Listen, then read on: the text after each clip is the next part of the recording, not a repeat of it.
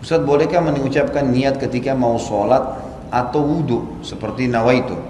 Ini sudah pernah saya jelaskan teman-teman sekalian. Kalau kita kembali kepada hadis Nabi SAW, maka belum pernah ada pengucapan lafadz. Tidak pernah ada satupun hadis Nabi SAW yang berbunyi nawaitu shoma ghadin, usolli fardhu salatid duhur, nawaitul wudu. Ini tidak pernah ada lafadz hadisnya. Dari mana ini? Ini dari teman-teman kita yang menisbatkan diri kepada madhab Syafi'iyah di Mesir, tepatnya di Al-Azhar. Disusunlah, mereka mengatakan niat itu harus ya supaya orang itu tidak lupa dan jelas dia ucapkan dengan lisannya. Lalu disusunlah niat-niat itu. Kalau mau sholat, sholli fardhu salatid duhur, nawaitu shoma ghadin untuk puasa, nawaitul wudu'a dan seterusnya. Ini semua disusun. Mereka pun mengatakan dalam buku-buku mereka, ini adalah niat pelengkap, bukan niat asas. Niat asas dalam hati. Kalau ada seseorang mengucapkan dengan lisannya nawaitu shoma ghadin usolli fardhu salatid duhur, tapi hatinya enggak niat sholat, enggak diterima. Tapi kalau ada orang niat dalam hatinya memang mau sholat duhur dan dia lupa ucapkan usolli fardhu salatid duhur, diterima sholatnya karena asas niat adalah hati.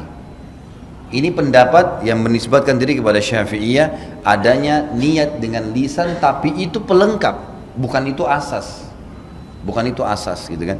Kalau jumhur ulama, Imam Ahmad, Imam Malik, Imam Abu Hanifah mengatakan tidak ada niat kecuali dalam hati.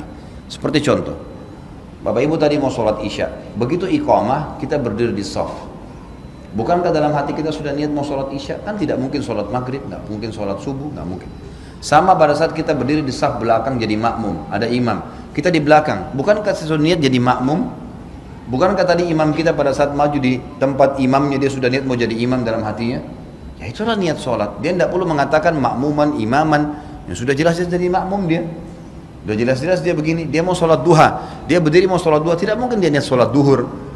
Itulah niatnya. Dan ini yang dikatakan oleh para jumhur ulama, bahwasanya niat tidak perlu dengan lafadz karena belum pernah ada dinukil dari Nabi SAW seperti itu.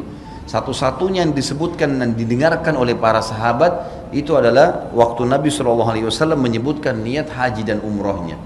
Itu pun ada sebagian ulama yang mengatakan itu bukan niatnya, itu termasuk dalam talbiyahnya. Tapi beliau mengatakan labbaik Allahumma umratan. Ya Allah, aku niat aku menjawab panggilan umrahmu. Labbaik Allahumma hajjan, ya Allah saya jawab panggilan hajimu, gitu kan.